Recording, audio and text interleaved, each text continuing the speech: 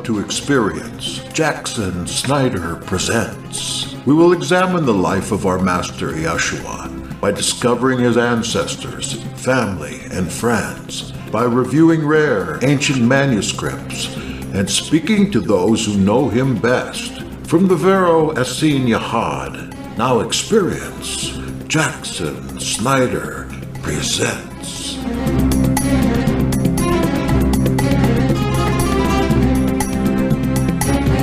Welcome back to Moses Restored with Allyson Gary. Thank you all for coming. Looks like a really good-looking crew tonight. Everybody seems happy. Of course, if we're going to have iconic pictures on here to represent us, we don't really know if we're happy or not, do we? Except we're here. I heard the cat. Yes, Bringing his bell, whether they're happy or not. Wow.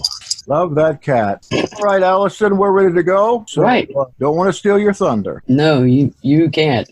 No thunder here. All right, I'm going to start at the last paragraph that we read last time to give a little intro. So, the Amarna Period was the singular episode of the total reversal and attack against the dominant religion of Egypt. It was a carefully thought out and bigoted attack from within, not a foreign assault that crumbled buildings and drove the country to the brink of extinction. It was led by the son of the richest and most respected king of that land, Akhenaten. This had never been seen before and never would be seen again. It was a religious revolution replacing the combined theology and rituals of generations of men and women, making a radical break from the old system of tolerance and inclusion due to the quote-unquote revelation by a god to a single person. It was not an evolution of previously held beliefs and traditions. It was a religious revolution. It was a break from the old pantheon of gods that the people had worshipped, whose worship was now called evil and wrong. The king's newly revealed deity and his worship was the only one called good and right. This historically was very important and was the first step toward eventual monotheism. This began with the famous pair of Amenhotep III and Queen T. Queen T is centrally important in that regime and in restoring Moses as Akhenaten. She was the daughter of the foreigner who was minister and vizier to the king whose name was Yuya, whom we looked at earlier. This chapter is headed Identifying Yuya as Joseph's first step to restoring the family. Yuya is generally not considered as having been a native Egyptian, though he was high in the administration of Thutmose IV and Amenhotep III. One of his titles was, quote-unquote, father to the pharaoh, or father of God, which meant that he had an important and close personal relationship with the king. His tomb in the Valley of the Kings was a total anomaly for a mere courtier, who were usually entombed on the other side of the royal valley in Thebes. His mummy is the best preserved of any found in Egypt. His name is a mystery and was spelled in his tomb 11 different ways, signifying that it was a foreign name. His daughter married the crown prince of the land while they were both children, and eventually introduced foreign blood into the most carefully guarded bloodline in the nation. Does he have the 12 different spellings? I gave that, I believe, several weeks ago, but they're all like Yuya, Yaya, Yi, Yi. They did not have characters to spell it properly in their written language, so they sort of tried to make it sound right. Look, the beginning of the name is Yah in Egyptian, all of them. That's really interesting. Well, they did, I think we covered it last week, that they did recognize Yahweh as a deity at that time, but he was essentially, I believe, a Canaanite or Midianite deity at that point. But that is where the people came from when they came into Egypt. So first, Yuya needs to be established as the biblical Joseph. Then the missing pieces can be filled into the biblical history. This will reunite a family tree that has been hacked apart millennia ago. Ahmed Osman first made this identification in his book, Strangers in the Valley of the Kings. His idea that Joseph of the Torah was the Vizier Yuya from the 18th dynasty was compelling. Finding Moses means finding his family. It begins with Joseph, who is the first Israelite to live and die in Egypt. The story of Joseph, ancestor of Moses. One of the most beloved stories in the Bible, Joseph's journeys recorded in the scriptures have been considered a work of literary genius. The several episodes of his life's journey, as recorded, have been argued to be a single story with written instead of oral beginnings, a wisdom novella, or a tale composed by a single author. In the Torah, Joseph is an interpreter of dreams as a boy in Canaan. His 10 older brothers and one younger brother are in one of his dreams and are foretold to bow down to him. This makes them understandably angry and jealous. They conspire to kill him, but at the last moment, they throw him into a pit and then sell him to a passing slave caravan that is headed towards Egypt. Sold to Potiphar in Egypt, he labors as a household servant, but catches the fancy of his master's wife, who tries to seduce him. He recoils in horror, but she cries wolf and has him put into prison. He meets two former servants of Pharaoh there and interprets their dreams. The interpretation of the dreams come true. Then Pharaoh has a disturbing dream that none of his magicians can fathom. One of the servants who had been in prison with Joseph and profited by his dream interpretation suggests summoning Joseph to assist. Joseph interprets Pharaoh's dreams of 7 fat years followed by 7 of famine, suggesting that the king store the surplus for the short years and find someone to oversee this effort. Pharaoh sets Joseph over his house and over the whole land of Egypt, gives him the royal signet ring, dresses him in linen clothing, gives him a golden necklace, and sets him in the chariot as his second in command. Joseph sets up an administration to deal with the future famine, and when it comes, the vast supplies draw shepherds from Sinai and Canaan to Egypt for relief. His own family ventures forth to secure food, and there is an emotional episode of reunion. They are invited to live in Egypt in the Nile Delta, and they all come and settle in. Even Father Jacob comes to live there. Joseph continues as vizier to the Pharaoh. Jacob blesses Joseph's children, and Joseph stays in Egypt until he passes away at the age of 110, which is the age of wisdom in Egypt. Whoops, sorry, lost my place. Genesis 50:26 relates that, quote, "And Joseph died, 110 years old, and they embalmed him and set him in a coffin in Egypt," end of quote. There is considerable evidence that links Joseph to Yuya. The biblical story preserves important Egyptological data which could have only come from the time of the late Bronze Age. Next part, Yuya as Joseph. The evidence. When Yuya is compared to Joseph in his biblical story, numerous similarities are revealed. Specific items are similar in both stories, as are words, motifs, and references to life in 18th Dynasty Egypt. The similarities in the stories are so striking that whoever first recorded the story of Joseph, not regarding the final form, must have been steeped in Egyptian literary traditions and customs of the time of 1400 to 1300 BCE. The final verse in Genesis, which states that Joseph died at 110 years of age and was embalmed and set in a coffin in Egypt, shows two Egyptian parallels. The age of 110 years was the sacred age of wisdom to the Egyptians. The embalmed body was actually recovered in 1905 when the expedition of Theodore Davis and James Quibell uncovered the tomb of a great vizier and statesman who had been in the company of Thutmose IV and Amenhotep III. The tomb of Yuya was found to be the best appointed tomb found so far in the Valley of the Kings. There were many larger golden and silver items, chests and chairs bearing the names of royalty. They found instruments, clothing, wigs, and makeup containers. There were 2 mummies, each nestled into 3-layered coffins of wood and silver with decorations of gold and silver leaf with a huge quantity of pitch sealing everything. The tomb had been robbed previously and the mummies disturbed with their wrappings torn in places. They were still well preserved due to an almost complete lack of atmosphere in the vault. The silver still gleamed and had not tarnished, but blackened within 3 days once exposed. The jars of honey and oils still held their scent. The excavators found many solar scarab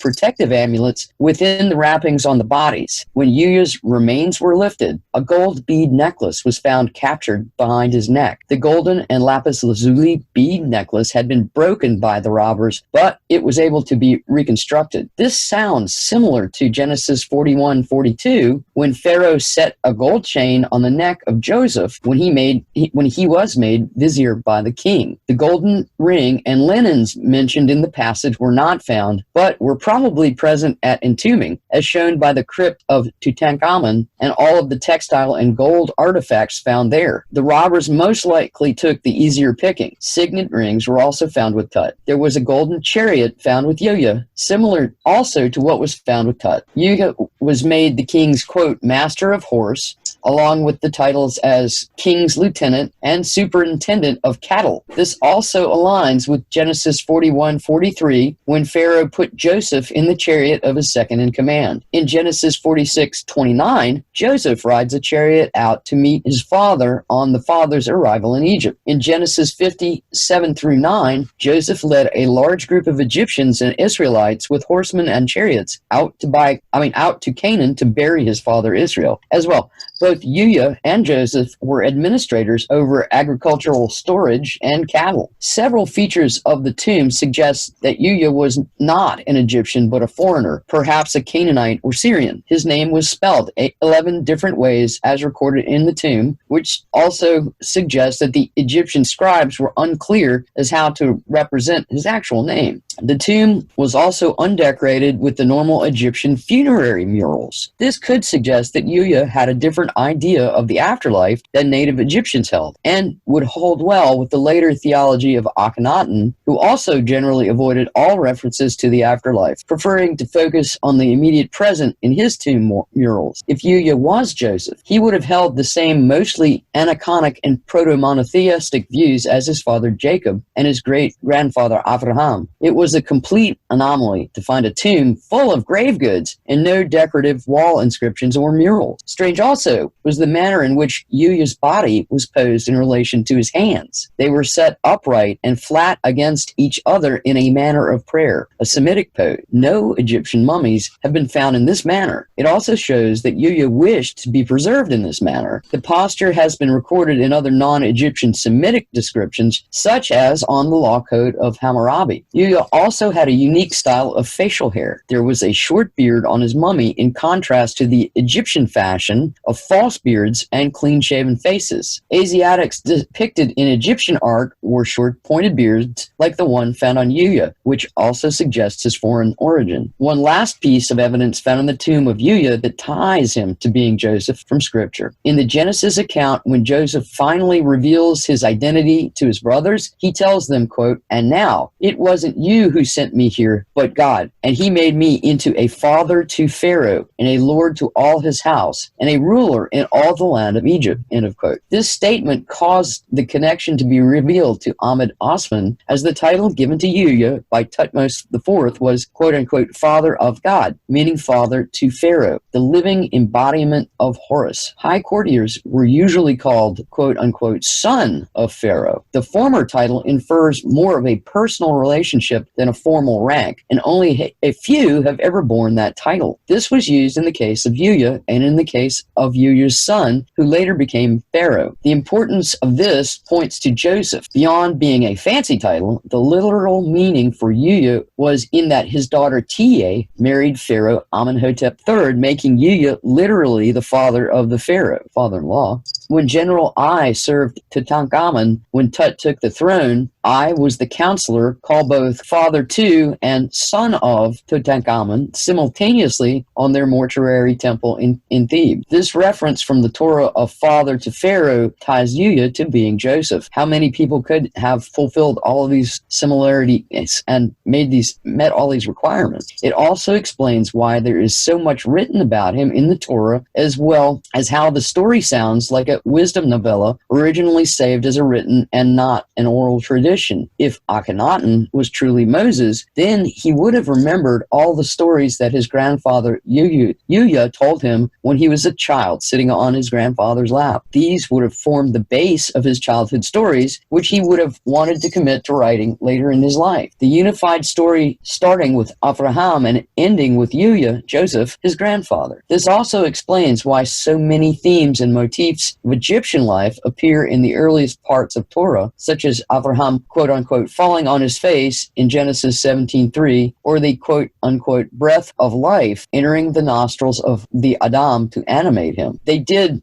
remove the breath of life when they embalmed them. I think it's the Sem priest would come in his leopard skin cape and open the mouth so the breath of life could escape and go on into the next life. It also can explain why the end of the life of Joseph ends the book of Genesis, and the next book, Exodus, begins the story of Moses. If the author's hypothesis is true, Moses would have been alive in the latter years of Uya's life, and the absence of the passing of time in the biblical narrative actually matches the course of time in history. The Joseph of the Torah was a vizier with a Canaanite background. He wore the gold signet ring and chain of Pharaoh. He was given the title Father to God, was placed over chariots, cattle, and crops, Egypt and was turned into one of the greatest of Pharaoh's men. The Pharaoh seems to have been interested in dream interpretation, and these points of evidence target Yuya as the biblical Joseph. The connection between Joseph and Moses is as follows. Moses had to have been a revolutionary with tremendous ideological drive who lived after the time of Thutmose IV and who would have been an old man during the short reign of Ramesses I. There was only one person who fulfilled all these attributes. This person vanished from history after his uncle Ai urged him to abandon the throne and flee for his life or die in the capital city that he had built. Written out of Egyptian history and presumed dead, he never again saw his Egyptian family or his cabinet of ministers. Akhenaten journeyed to the little-known lands to the east and created a new life for himself as his Egyptian family lived and died, and his own name was removed in the land of his birth. He adopted the customs of his new Semitic neighbors, became head of household to a new foreign family, and even followed the folk ways of nurturing livestock, their music, and their worship. 12th Dynasty murals depicting bearded Shashu nomads tending their flocks with musical instruments and many weapons at hand give us an idea of the lifestyle that he had assumed. Public worship of his god, the Aten, was impossible. He adopted the local god named Yahweh. His new adopted family were priests of this desert cult, and many parallels were there with Akhenaten's own former religion. His newborn son he named Gershom, or stranger, as he comments in Exodus 2:22 that he is now a stranger in a strange land. Unwilling to discard his religious and philosophical ideas that had been thoroughly discarded by the Egyptian world, he turned to his new desert people and small family. Both he and his adopted people had unique and ancient perspectives which had developed along similar ideological paths. Both were focused on the idea of a single God that was higher than all of the others. Decades went by as he spent his time as a shepherd. Egypt regained its former equilibrium and erased his legacy from its history. This was the reason that Akhenaten was not known in ancient times. Then his past returned to him with grave news. The leader of what remained of the priesthood, which had been abandoned 30 years prior, the chief elder of the mixed Egyptian Semitic people who had been left behind in Egypt, came in search of the prophet of God. Yuya's descendant was a priest of Ra at Heliopolis. He had kept alive the memory of the heretic king and prophet under increasing repression and persecution. The dynastic change between Horemheb and Ramesses I sent Aaron, the priest, to find the former king. Akhenaten was shocked that the 300-year-old dynasty that had brought greatness to the country had ended, and that he was the only surviving descendant of the true blood of that dynasty. The swing in the public opinion of the Semitic population, the quote-unquote children of Israel, remaining in Egypt was also extremely disturbing. They had been held in high esteem when the heretic king was young, but now they had become no more than slaves and outcasts. This was a dismal reminder of the nearly anarchic state that his failed experiment in Amarna had left his former country in. Could he correct two wrongs with one action? Could he rescue his relatives from their chains and also build his religious ideals with this more receptive people? Aaron and his community needed help. The old heretic king, who had hidden amongst these pastoral nomads, was hesitant and afraid. He could have happily lived the remainder of his life as a desert mystic. The prospect of continuing to constantly evolve his ideas in worship, law, literature, and art, plus the chance of rescuing his remaining family, galvanized him. He had abandoned his land when it needed him during the pain of his fall. He had left behind his past and his very name in his flight. The only way forward was the way back. With the help of his deity, the people would see him as God's voice on earth once again. His challenge was learning to speak the language of these children of Israel. He spoke late Egyptian and had learned the Midianite speech, but he knew little of the Semitic language of those left behind in Egypt. This may be why he admitted at the burning bush that he was quote-unquote slow of speech, not because of some physical defect or impediment. This lack is never again mentioned in Torah, which suggests that he conquered the problem. The former king is strengthened his resolve to forge a people in his image through his apprehension of stirring up his long-buried past. He returned to his home in a new quote-unquote second history as the creator of the first lasting monotheistic religion in history as the Mos, M-O-S, which is the rightful son and heir as Moses. Reconciliation, a proposed reconstructed Egyptian Israelite family tree. This is our next section. Connecting the family tree of the 18th dynasty kings compared to the Israelite family tree as presented in the books of Genesis and Exodus yields shocking and strong connections. They are revealed as being from one original family. The Egyptian connections in Egypt come from the two most influential sons of Jacob. These sons were Joseph and Levi. Their families were two of the most important of the lower-ranking families of the remaining sons of Jacob who went to dwell in Egypt. Joseph and his sons, Ephraim and Manasseh, were immersed in Egyptian life, customs, and ritual. There are several Levite names in Egyptian contexts, especially in the new priesthood started by Akhenaten as well. This puts Joseph and Levi within the most influential sphere of Egyptian society, but not so with the other 10 sons and their families. There are Egyptian names within those groups, showing that some of the descendants of Israel living in Egypt took on their hosts' customs and traditions, at least to some degree. They may have prayed to an assortment of different gods for help in their lives. The elite held to the proto-monotheism of Akhenaten and Moses. The common man would have had little understanding or use for it. It did take the Jewish culture centuries of growth and disheartening defeats before pure existential monotheism was embraced. Once this family tree is reconstructed, many important features come to light. First, in the Bible, Joseph had 2 sons, an elder named Manasseh and a younger named Ephraim. No daughters were mentioned, but unless a daughter did something of note, they usually were not listed. This matches well with the Egyptian Uya, who also had 2 sons, an elder son Anan and a younger son named Ai. Even more of a correlation is the relative influence of the particular sons. Anan was the firstborn, but he remained in the shadow of his younger brother Ai. Ai assumed the titles and roles of their fathers, such as father to God, father to Pharaoh, and even became Pharaoh himself. The deathbed blessing of Jacob on Joseph's sons in Genesis 48 tells of the younger son receiving the blessing usually reserved for the elder son. The Torah narrative simply ends after the death of Joseph and only resumes, apparently hundreds of years later, with the birth of Moses. The lives of Ephraim and Manasseh are not revealed in the Torah, neither are the lives of any of the other sons of Israel. They should have been important men, as they were the first ancestors of all of Israel, but their stories are missing from the Torah. In time, under the new religion of Yahweh, all connections of the children of Israel to Egypt have been erased. Joseph's daughter, Queen Tia, was also left out of the biblical record. This does give the impression of some sort of cover-up. There are so many detailed stories of Joseph and Moses, but nothing about any of the other important men in between. These were important men in the emergence of the later nation of Israel, and the fact that no stories remain of them or any about the families of Israel between Joseph and Moses points to some sort of concealment more than anything. Is that it in the biblical record? It's saying that there is no reference to these people? Right. There's no reference to anybody except the genealogy list, which, might have been cobbled up later. I was wondering, and I have been wondering, how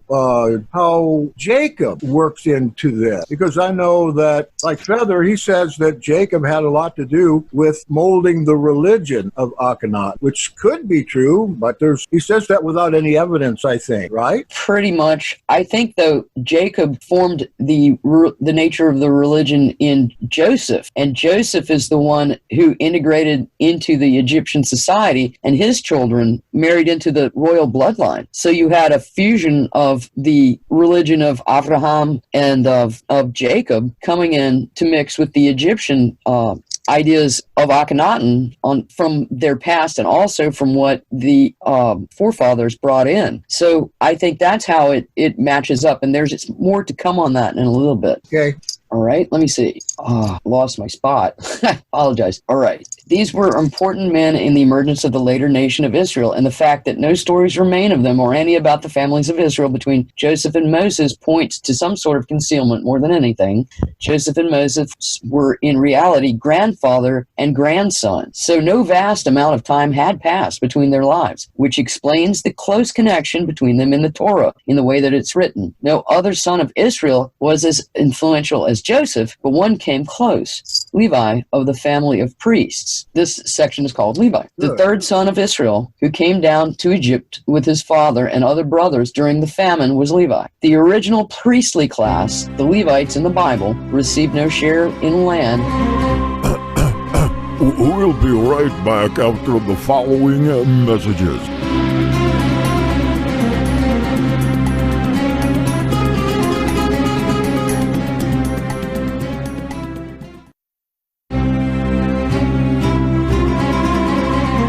We're back. You are listening to Jackson Snyder Presents and the old friend Bogdan G. Shumkov. The original priestly class, the Levites in the Bible, received no share in land, but only towns to live in, as in Joshua 14:4. There is no explanation in Torah why this family were responsible for the cultic activities. It merely names Aaron, Miriam, and Moses as Levi's descendants, and that all three had an important duty in the new Israelite religion. Levi was to care for the Israelite cult and serve as its priests. They may have introduced circumcision, monotheism, and phonetic writing into Israelite tradition. The Hebrew meaning of Levi is snake or serpent, like used in the word Leviathan, Leviathan, the huge sea serpent. Akhenaten Moses had association with snakes through his royal snake god Wadjet, which is Wadjet, and it was the cobra on the headdress, and then with the healing bronze snake later in the wandering. This gives a hint of the meaning and original connection between the Levite priests and the snake veneration shown by Akhenaten. The Torah remains silent about the life of Levi after he enters Egypt. What was his role in Egypt during the Israelites' sojourn there? And how did his family line inherit the duties of the priesthood of Israel? Egyptian records from Amarna may shed some light on these questions. Across the Nile from Amarna is the modern town of Malawi. The Akkadian words for this name are Mal, meaning land, and Lawe, meaning Levi or Levite, making the name the land of the Levites. It supports the idea that the Levites served under Akhenaten. Next section is Moses, or MS-S, which is the basically Egyptian spelling of it. Freud suggested that the name Moses was derived from the Egyptian verb to be born, or MSI. The name is used more than 700 times in Scripture. Many MSI-based names existed in the New Kingdom, such as Ramos, Tutmos, Amenmos, Tamos, Mes, and Mesu. The issue with this suggestion is that there are different S phonemes used in the Hebrew and in the Egyptian version of this name. A soft S is used in the Mose name or Mose name in Egyptian, and a hard sh sound is found in the Hebrew variants, Moshe. This suggests that the S sound evolved in the first few centuries of the Hebrew language, which is shown by the Ephraimites in Judges 12:6. They pronounced a soft S like the Egyptians, but the rest of Israel pronounced the sh variant. That's the Shibboleth passage? I don't remember, but I do remember reading it. Yeah, the last word. Yeah.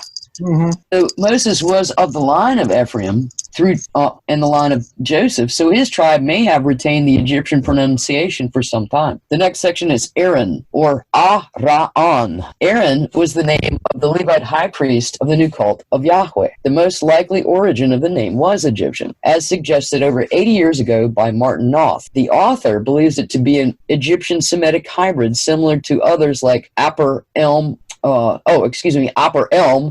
Ahira, or Putiel. The name can be broken down into three segments of AA, RA, and ON. AA meant great in Egyptian, as using the same bilateral hieroglyph that was used in Pharaoh, or Per-Ah, great house. It could also mean pillar, as in the symbol and reference to the pillars of Heliopolis, the quote-unquote city of pillars. This is interesting to me for other reasons. The second part refers to the sun god Ra, and the third part refers to the Semitic name for Heliopolis, On, the city where Akhenaten was raised as a child, and the city that he tried to recreate first at Karnak and then at Amarna. This gives the meaning of the name Aaron as great is Ra in Heliopolis, or the pillar of Ra in Heliopolis. My note is this could be a link to the term used for James the Just as a pillar in the times of Yeshua, perhaps. Mm-hmm. This could be an indirect suggestion that Aaron served at Heliopolis as well before the Exodus, and evidence that links Akhenaten and the Aten cult, as well as Joseph and Moses, to Heliopolis. The Torah gives less detail about Aaron and his life before the Exodus than it does about Moses' life, however. So now, the next section is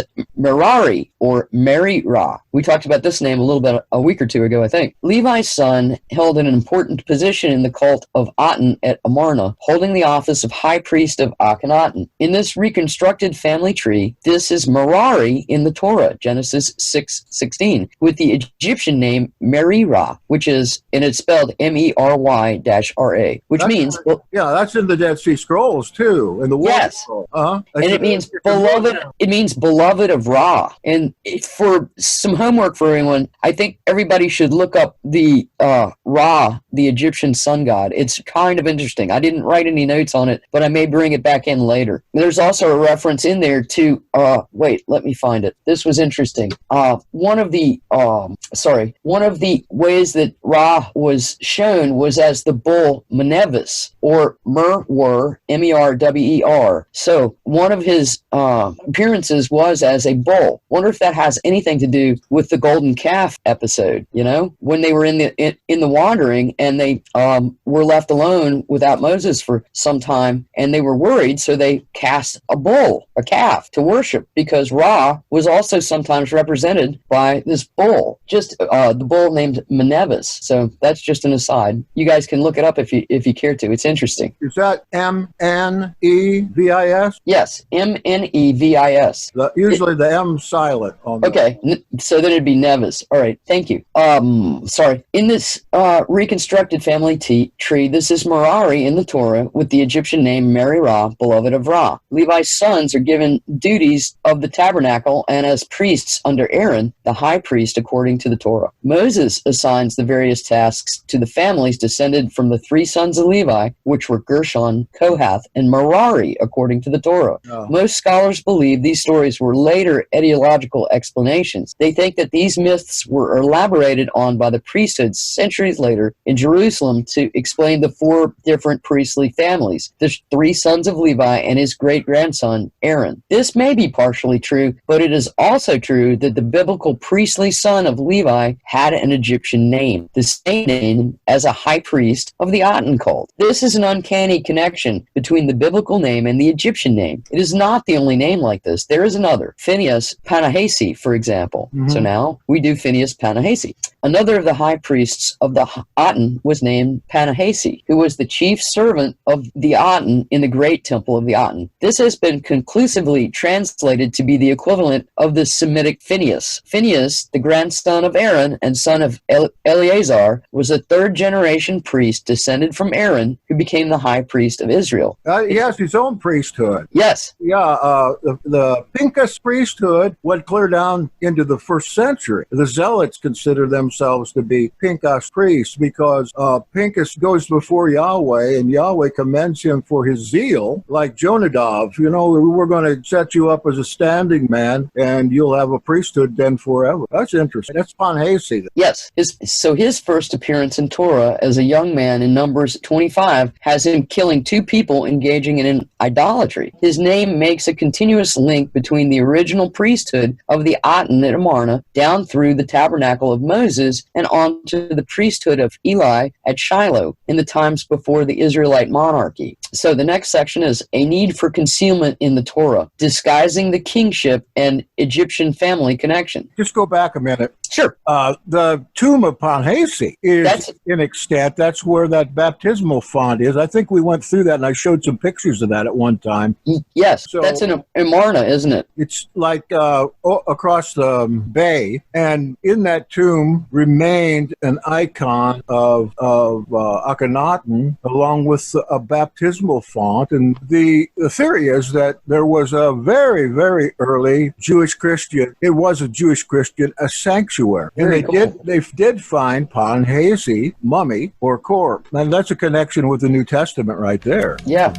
You have been listening to Jackson Snyder Presents on Hebrew Nation Radio. There are a lot of little connections in here, and we are getting into the section of the book where we will stop repeating all the history we've already learned and get into some of these really intriguing little connections. So the next section is a need for concealment in the Torah, disguising the kingship and Egyptian family connections. To link Akhenaten to Moses, there remains one vital question: why is any connection concealed? If Akhenaten were in fact were Moses, who was called to return to his home country and help free his enslaved relatives, Moses, then why isn't that revealed in Torah? Why is Moses merely labeled a prince and not a king of Egypt? If it is true that Uya was Joseph and his daughter married Pharaoh Amenhotep III, why is this intermarriage never mentioned in Scripture? Why is the father of Moses never revealed as a king of Egypt? Why is Ephraim never called Ai, the Pharaoh of Egypt? Why is Manasseh never called Anan, a ranking priest of Heliopolis? Why didn't Akhenaten and all of the later redactors reveal the true story, that he was a son of a pharaoh, that he had two mothers, that he was under constant threat to his life as a child, that he nearly wrecked the nation of his birth but ran away to escape the consequences, that he hid out in Midian, the land of half of his relatives who had remained in Egypt? But they did reveal these things, hidden in the allegories of the first two chapters of Exodus. Akhenaten and the Israelites disclosed almost everything. He removed one detail and changed another from the story. He removed that his grandfather Joseph had a son who married into the pharaonic line of Egypt, producing the greatest prophet of a new religion, and changed Moses as belonging to the descendants of the newly created priestly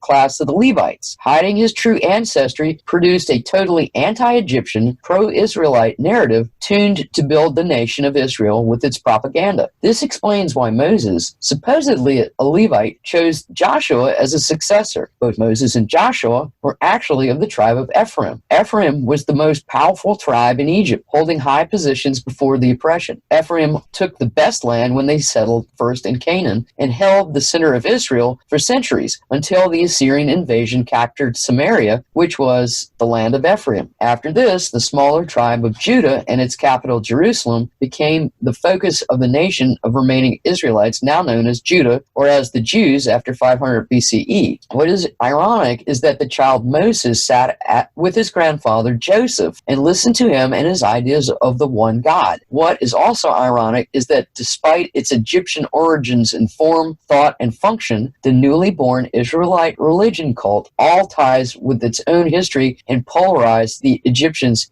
into their arch nemesis. This polarization started with Moses himself, though it probably equally developed through the centuries after the Exodus as it was written. Conclusion: the most well-known family story in history, reviewing the evidence linking the Egyptian dynasty of Thutmose IV and Amenhotep III with their vizier and advisor Uya with the biblical Joseph and Egypt, reveals many thought-provoking parallels. Many connections between the family of Joseph and the family of Uya can be found, showing that the biblical story has a true base in historical fact. There are many motifs used in the story that could have only been known by Egyptian scribes in the 14th through 12th centuries BCE. These include the Egyptian story motifs of the 18th to the 19th dynasties, Egyptian dream interpretation methods, the royal family and specific royal titles given to high-ranking individuals, and the unique priesthood at Amarna under Akhenaten. Some of this they'll go into in a little bit. Strong connections also exist between the names of some of the Levites with the names of priests at Amarna, which suggests a real link between Egypt and the Levite clan of Israel. How could one single person know all of these and so much about the families if it wasn't his own family? The most succinct answer is that the original storyteller was Akhenaten himself, who was retelling the story of his family. Grandfather Uya gave him the stories and traditions of the patriarchs that formed the core of the formative Torah. Picture the stories that your grandfather told you of his family when you were a child. Picture this then written on a scroll. Then picture it morphing into the most famous family story in the Western world. One new hybrid family made up of two families from two differing ethnicities who were forced together and forged into a particular people at first under the formative leadership of their prophet. This is the family story of Akhenaten and also the family story of Moses, and it still inspires us 3,000 years later. I'm going to start this next little section, but we won't get through it. It's called Religion as the Foundation of Life, the uniquely Jewish paradigm. It is difficult to separate the Jewish people from either belonging to a race or practicing a religion. It is a vast understatement to conclude that religion formed the core foundation of the entire worldview of both Akhenaten and Moses. Their very lives and breath were used to worship and serve their sole God, and all that they did and said was on the topics of religious discourse and cultic instructions. Their very lives were worship. Akhenaten can be seen early in his reign worshiping his unique god, the Aten. He and Nefertiti were depicted in front of altars heaped with offerings and incense, with upraised raised hands expressing adoration and gratitude. Akhenaten revealed that he had direct divine revelation from the Aten, who even instructed him on the location of his new city. This is a first in Egyptian history. When we are first introduced to Moses, he is the same. He is immediately given a holy vision from the God Yahweh with a divine revelation to announce and a holy mission to send Moses out as his new and most important prophet. From that point, his personal communication with Yahweh fills out the rest of the Torah. Both of these men hold to a unique and personal God who occupies a central role in their lives. It is a focal point and a prism used to interpret everything, a savior and a life-sustaining force that nourishes and enlightens them. In a traditional age of slow progress and theological innovation, the changes that Akhenaten embarked on over a very short period of 17 years became the greatest leap forward in an abstract religious thought in over 1,000 years. His great jump forward in the concept of the divine inevitably changed the Egyptian way of thinking about the Godhead, as there is a definite contrast in ritual thought both before and after the Amarna experiment. The high degree of abstract thought involving the divine that is also held by Moses seemingly immediately during his encounter over the burning bush can only bring to mind the type of individual that the former king and now heretic Akhenaten had been. Moses must have had an abstract theory of an abstract God who demanded loyalty to him alone. He also had a working knowledge of many of the unique doctrines of Akhenaten, knowledge of Egyptian magic and ritual, geography, political jargon, and chiefly a burning drive to lead people as their one true interpreter and emissary of the lone creator God. He commanded all attention and authority on himself and his words and laws. How else can this man Moses be explained but that he was the former king of Egypt, Akhenaten? These attributes and character traits could not have been gained by a lowly and illiterate shepherd. In ancient Egypt, there was no word for religion, at least until the later Greek era. In ancient Egypt, all of what we today would label religious, cultic practices, priestly hierarchy, sacrifices, temple design, and so on was referred to under the broad banner of magic, or Heka, H-E-K-A. This general category included medicine, physical and spiritual protection, enemy curses, dream interpretation, and the unhindered passage of the dead to the underworld, as well as quote-unquote religious practices. We will now examine the connections in the religious thinking and cultic practices of these two men, helping to show that the inherently complex nature of their religions could have only been from a single personal trajectory of mind. I think I will stop before we go to the next section, if that's all right. The next section is called the Mosaic Distinction, Proto-Monotheism, and Anaconism. Anaconism? Yes, which I... What does that mean, you know? Yes, hang on. I've got it. It's, I'm sorry, I'm saying that bad word. Oh, bother. My mind has gone blank. It basically means you can't have any idols or images of your deity. Okay. Rather than in Egypt, you know, they have all kinds of idols and deities and formed creatures as God. Right. That had to go. Yes. Well, especially if you consider the two men as one, it makes all the sense in the world.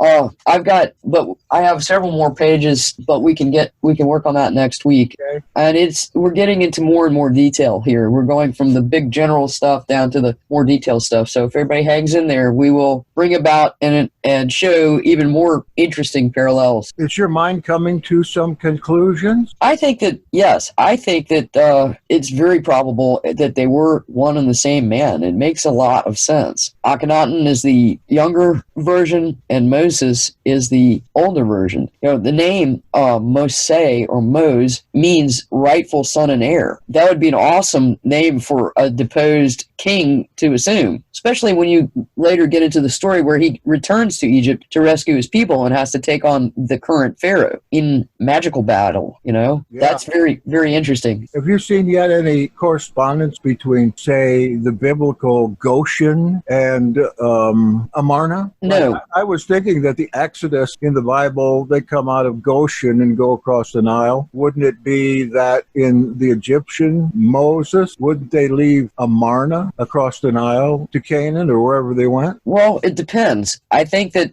Amarna was essentially abandoned during Horemheb's reign, so no one much was left there. I think they all had scattered. They may have gone to Heliopolis. They might have gone down to that, what was it, Elephantine? Yeah. That colony down there? Elephantine, or go on down to Sudan, and that Alpha. Right. Still on map. Okay. They may have gone up to the Delta, because there are some biblical references to Pi-Ramesses, which was actually in the neighborhood of one of the palaces built by Amenhotep III. So there's a possibility that he built it there because his wife Tia's relatives lived nearby, and so she could visit with them. So I feel like it was a family religion that came down through the family, the Amenhotep family, going back to, what was the first one? Was it a Tutmos?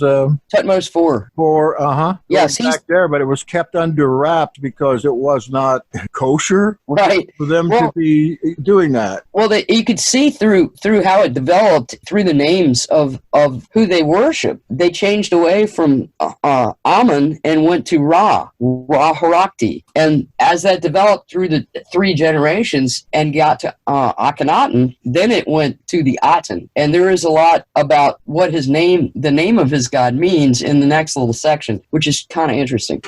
And the word Ra, of course, means it's evil. Ra is sin in Hebrew. That's interesting. Yeah, okay. Thank you, Allyson. You're welcome. Thank you for coming, the rest of you. We'll be putting this up here probably before the night's over. So we'll see you again next week. Maybe we'll see you this weekend. I hope so. Good night and shalom. Shalom. Hey, Tikkolam is having another one of its sales on CBD. Buy one at $35, get the second at $25. So that is a good deal. And so you're going to have to listen to the Tikkun Olam Organics commercial one more time. There it is. Congratulations, Bogdan, on your big win at the Gifford Talent Show. Oh, well, you heard about that? Sure did. Well, that's a miracle, because I win that, I get applause, and I get big shot of self-esteem. Well, as the big winner, I want to shake your hand. Wait a minute, brother Schneider. Bogo.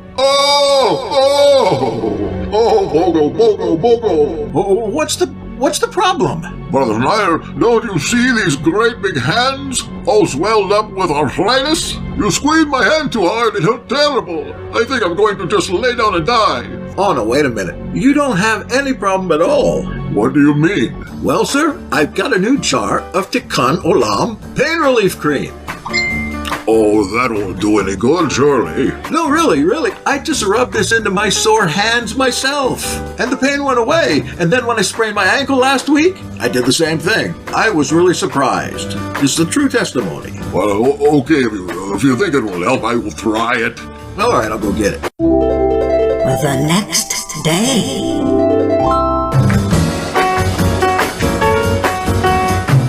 Well, there's the big winner. Good morning, Bogdan. And good morning to you, Brother Schneider. I'm a big winner every day now that I have Tikkun Olam Pain Cream. Yes, it worked like a charm. That's because it's got prayer power. Made by hand by a believer like us. So then, where do I get more of this pain cream? Oh, you can get that in all kinds of other remedies made of the finest ingredients and by hand at tikkolam.com. That's TIKOLAM.com. Let me buy you a jar, Bogdan. Oh, no, Brother Schneider. Let me go first, see if Medicare pay for it. Well, I don't know whether Medicare will pay for it, but if you want some great products that I use, go to tikkolam.com. That's TIKOLAM.com. Yahad member certified. Oh, yes, we have to have that. That's TIKOLAM, tikkolam.com. We've had a little trouble with that website, so if you can't get into it that way, go to tikkunolamorganics.com. tikkunolamorganics.com. See how talented I am? Oh, cripe, Brother Schneider. You talented? Who was it that won the Gifford Talent Show a few years ago? Was it you? No, it was me. I'm the talent behind all this here right now, Bogdan G. Shrumgoff. And I don't mind telling you so.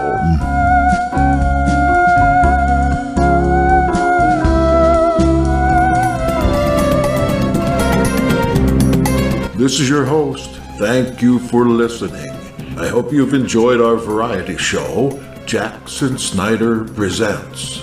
This is a presentation of the Vero Essene Yachad in Vero Beach, Florida. If you would like more information about today's broadcast, email jackson@HebrewNation.net or visit HebrewNationOnline.com. Until we meet again, may Yahweh keep you safe and close to home.